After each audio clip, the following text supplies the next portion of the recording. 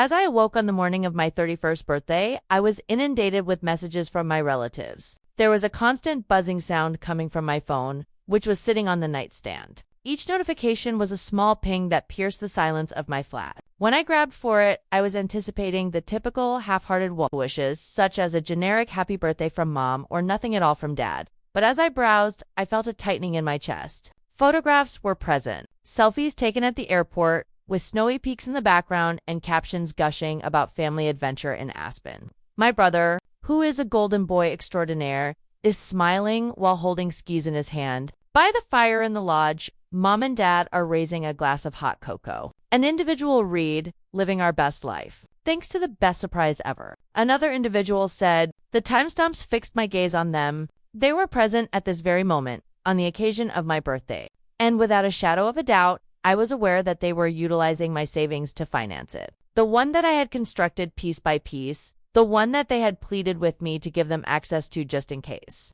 But those messages, I was pleased by them, mainly due to the fact that every geotag and boastful post offered evidence. There is unquestionable evidence. The first time I smiled in a very long time was when I put my phone down, took a few deep breaths, and smiled. That was not the conclusion. This event marked the beginning of their disintegration. It is necessary for you to accompany me on a journey through the lengthy corridor of my past in order to comprehend why this treachery did not destroy me in the manner in which it could have done so many years ago. Rather, it ignited a calm, deliberate fire that burned steadily and brightly. That would be me, Emily. As a woman who has always been the responsible one, the planner, and the long-suffering achiever who never expected applause, I am now 30 years old. I am a senior accountant with a corner office that I won via late nights and unrelenting perfection. The first child to be born, I was the experimental child. Iron restrictions, sky-high standards, and a continual reminder that nothing great comes easily were all things that my parents instilled in me when I was growing up. After 4 years, Alex arrived, and everything began to become more lenient. The restrictions were relaxed, the expectations were decreased, and the affection was shared without restriction. It was expected of me to be the workhorse that would propel the family forward. It was he who became the treasure that they exhibited and polished. My sense of belonging was being eroded, one minor injustice at a time, by favoritism, which was quiet and corrosive. It was not hatred directed toward me. Rather, it was preference. There was a gradual buildup of those wrongdoings throughout childhood, much like frost that accumulated on a window pane until the outside world became fully obscured. I recall our modest house on Maple Street, with its faded blue siding and the creaky porch where I would sit with books while other children played. Because my mother stayed with me for an hour, patiently but firmly, I was able to learn how to tie my shoes precisely on the very first try when I was 5 years old. Neat bows, Emily. Sloppy work means sloppy habits. When Alex was 5 years old, his laces were often knotted or trailing. "Emily, be careful with your bows." My mother would get down on her knees, retie them with a bright grin, and then say, "My sweet boy, we'll get it eventually." I would watch from the doorway, and I could immediately feel the difference. I didn't shed a tear over it. To be perfect, I simply made more of an effort. After 6 o'clock, the chores became a factor. The chart that I kept on the refrigerator read as follows: make my bed, clean the dishes, and feed the goldfish. Stars for finishing the task. Once a day, Mom would check, "Good job," but tuck the corners tighter the next time. Alex, who was 2 at the time, did not have a chart. Upon reaching the age of 4, he accidentally spilled juice on the floor, and his mother laughed as she cleaned it up. At 7 o'clock, my list of things to do expanded to include dishes, fold laundry, and sweep the kitchen. Accidents happen. It was done without any complaints from me, with my small hands smoothing sheets into the corners of the hospital. At the age of 3, Alex's assistance consisted of handing his mother a spoon, which resulted in hugs and compliments being affixed to the refrigerator. Instantaneously, I accepted the message that my efforts were anticipated, whereas his were exceptional. Lessons in music started at 8 o'clock. Our living room was home to an old upright piano, the wood of which was scarred from continuous usage over the years. My mother, who had done so herself when she was a youngster, believed that it would refine me. Perform at least 1 hour of practice each day. Easy batch, preludes, scales, and Hanan exercises are all included. Not only would she clock me, but she would also criticize my posture and tell me that flaws in performance were not acceptable. "You have talent, Emily, but talent without discipline is nothing. I practiced over and over again until my fingers hurt, motivated by the infrequent nod of praise that I received. Following Alex's 8th birthday, the same instructor visited him. The building was overflowing with excitement. However, his lessons were completely different from mine. There were times when he would hammer out loud innovations and term them rock songs, and his mother would passionately clap. 15 minutes into the activity, he would walk off, and Mom would suggest that they take a food break. So imaginative. The house was quiet except for my playing, and I stayed at the keys for a long time after he had left, wondering why my discipline was required while his freedom was welcomed. Not everyone thrives on structure. Honey, my hours stretched to 90 minutes that day to make up for lost focus. School expanded the gap between them. I was the most prominent student during my elementary school years. Before dinner, homework was completed, and tests were returned with 100% highlighted in red. When teachers sent comments to parents, they would say things like, "Emily is a pleasure, always prepared and helpful." During parent-teacher conferences, the father would applaud. However, the feeling did not continue after that. "That's our girl." Finger drawings that were smeared with vibrant colors were brought home by Alex, who was in preschool. They were framed by Mom, and she displayed them in the hallway. When I was 9 years old and won the school spelling bee by spelling resilient under bright lights, the trophy was sat on a shelf collecting dust. "Look at this masterpiece," one of the judges exclaimed. A ball was kicked in the yard by Alex, who was 5 years old, and he scored an imaginary goal. His loved ones cheered as if he had just won the World Cup. In middle school, the disparities became more pronounced. I am a member of the debate club, the science Olympiad, and the track team. Accumulated medals and ribbons were awarded. Excellent grades on the report cards. Alex, who was 7 years old at the time, had difficulty reading while at homecoming. "Expected of you, am proud, but keep pushing." Tutors were hired, and everyone was patient. As soon as he was finally able to scribble out an entire book, he celebrated by having dinner at his favorite pizza establishment. Every night, while I was waiting for my own assignments to be finished, I assisted him in practicing with flashcards. I made the announcement that I had qualified for the state mathematics competition at 12 o'clock one evening. While assisting Alex with his homework, Mom gave a quick glance up. Following Alex's fluent reading of a sentence, the room erupted in a roar of excitement. "That's wonderful, sweetie." The ice cream run, the hug, and the high five. I was sitting at the table, experiencing the old sting, with the math award from the previous year still unclaimed. Take a few deep breaths. It should be swallowed. Be better. Don't be envious of others. It was the holidays that cemented the preference into something that was almost physical. During Thanksgivings, I assisted my father with peeling potatoes, setting the table in accordance with his specifications, and carving the turkey. Minimal praise is required. After Alex reached the age where he could do so, he began carving crooked pieces, and everyone laughed with affection. Christmases are the most painful times of the year. That's our Alex marching to his own beat. Our tree is located in the corner, and I strung the lights with great care while Alex directed. The gifts that I gave were practical, consisting of sweaters, books, and a calculator for school. Toys, technological devices, and the most up-to-date technologies are among his things you'll use. I had learned that sketching was a form of release when I was 10 years old. Therefore, I asked for art tools. In the morning of Christmas, a notebook and some basic pencils. The game system that Alex opened was described as practical for notes. I gave them a friendly grin, thanked them, and then went back to my room to draw by myself. For family fun nights. Long evenings of introspection followed, during which my mind wound through questions that I had never asked before. What caused his desires to develop into necessities, while mine remained desires? How is it that love is measured in such a different way? Birthdays followed the same trend as well. Dinner with my family, a homemade cake, and 1 or 2 presents that I have selected because they will be useful. Parties with friends, themed decor, bouncy houses, or magicians are all examples of Alex's creations. At the age of 13, my birthday occurred during the week of finals. A fresh backpack is a great gift to give after a long day of studying. Alex's 9th birthday present is a clown, balloon animals, and a gift pile that is rising. For carrying your books, even though he was playing with new toys, I assisted in cleaning up after the event by placing streamers in garbage bags. No resentment was expressed. To simply accept in a calm manner that this was the way things were. As a result of the introduction of money into the mix during the adolescent years, emotional slights become financial ones. When I was 14 years old, I wanted a bike so that I could ride it to my job at the library, where I was shelving books for minimal salary. Save for it, Emily. It teaches value. Summers spent working lawns in sweltering heat, babysitting toddlers who wailed, and every dollar was jarred. Used bicycle was acquired after a period of 4 months. With a mixture of pride and tiredness, Alex, who was 10 years old, watched a commercial for a high-end gaming console. Wind for a number of weeks. It was birthday, and there it was, without a doubt. Inside, something was twisted, and the reason was to encourage his interests. I then complimented him and nodded my head. At the age of 15, college was on the horizon. I worked 2 jobs in the mornings at a cafe and in the evenings as a tutor, and saved money for my future and applications by riding the bus in the rain. Parents gave their children the advice, "You are smart. Scholarships will come." An entire scholarship was obtained by writing essays at 2 in the morning and requesting recommendations from teachers. When Alex was 11 years old, his weekly stipend was doubled for helping around the house.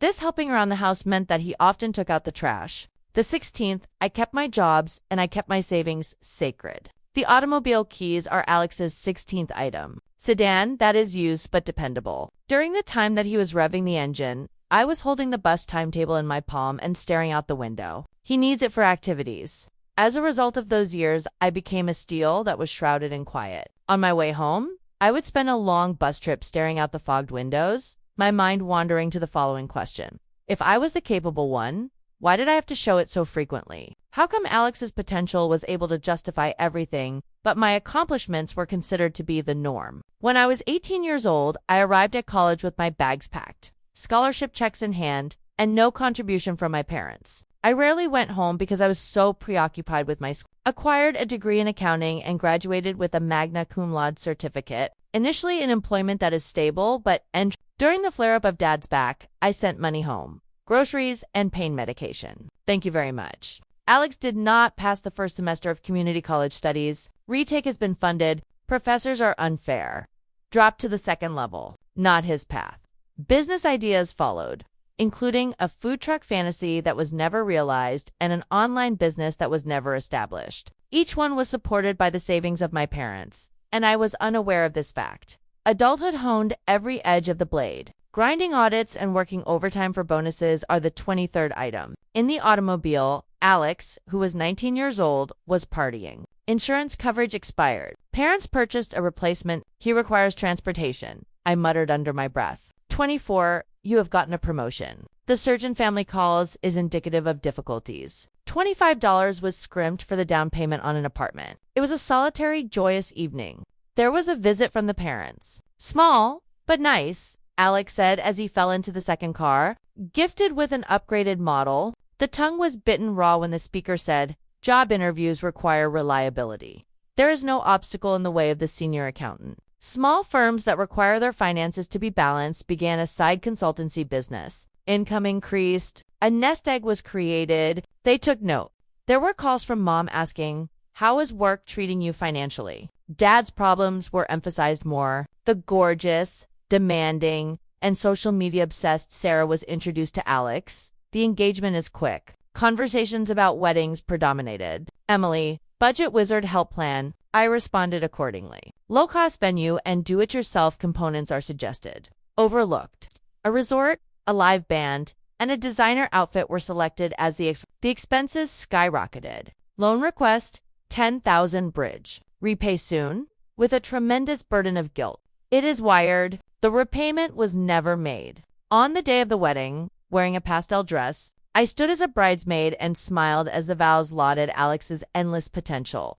As a result, Sarah is expecting twins, and she has even posted ultrasound pictures of them, a genuine joy with a clear strain. The retail job that Alex left, and the delivery job that he left, became a permanent resident after moving in with parents temporarily. The bills piled up, checks totaling $500, $800, $2,000 were sent out. In response to Mom's frantic pleadings, which stated, "Dad's health is declining. Could use help." By 28, the total amount had accumulated to $25,000. By way of text, emojis, thank you. My approach to dating is cautious. I met Mark, an engineer with gentle eyes. The dates are beautiful, but trust is delicate. It was a failure. Too busy, she said as an excuse. The fear of being the giver once more is the truth. When I was 29 years old, I flew home for Christmas despite being exhausted from the quarter-end close. The considerate presents include an espresso machine for Mom's morning baking, a tool set for Dad, and educational toys for twins. Nothing, Alex said. Tight month. His parents gave him a gaming laptop for applications. I gave him a crocheted scarf. The smile was fixed. We know you're fine financially. Later on, when I was by myself in my childhood room, the walls were still a soft yellow color. The agony became unbearable. There is no sound of tears. For a long time, I have been thinking about how a lifetime of being second may damage your heart. When does the principle of self-preservation take precedence above duties? The last request was made 6 months before the age of 30. When the economy took a turn for the worst, Dad's construction company went out of business. There are not enough pensions, and debts are growing. A gathering of the family via video. Requests made with tears. 50,000 bridge Emily. Make you joint owner on accounts. Family trust. Continued to resist for weeks. In a one-on-one conversation, Alex called his sister and said, "Sis, please. Twins need stability for the kids. All right?" Transferred to a new high-yield savings account for the joint account. Balances are checked on a weekly basis. Temporary. Be steady. It is reassuring. Before the day before my birthday, until then. Consistent check. The balance is 0. Overnight transactions, which resulted in large withdrawals. A 5-star Aspen lodging, first-class airline service. Ski passes, equipment rentals, and spa packages are all included. I am a family. When I reached my goal, there is no debate. Taken just now, instantaneously panic struck, and my palms began to sweat. Then, a calmness that was icy and crystalline descended. There were no calls. There are no allegations. Performance of power.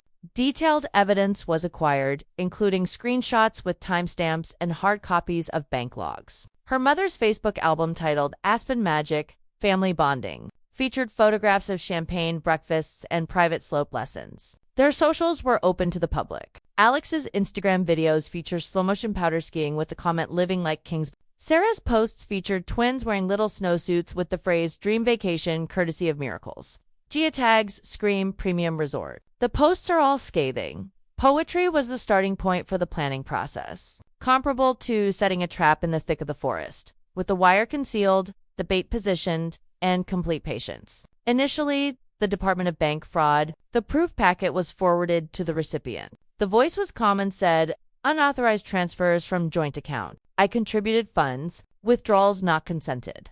Supportive investigators are needed." The confirmation email that was sent out after they posted gondola selfies read, "Intent is clear. Flags have been raised. Accounts have been frozen immediately." Next, the non-emergency line for the police. Report submitted in person the following morning. Bundle was examined by the detective, including statements, posts, and donation history. Strong case for theft by deception, possibly embezzlement. Nodded in agreement. His pulse accelerated as he imagined knocking on the door of the lodge, but his face remained neutral. "We'll coordinate with bank." Contact was made with a lawyer who specializes in financial crimes and was recommended by a coworker. Evidence is presented at the consultation. The retainer was signed with the caption "Civil suit airtight." Criminal referral solid. Systemic repercussions are on the horizon.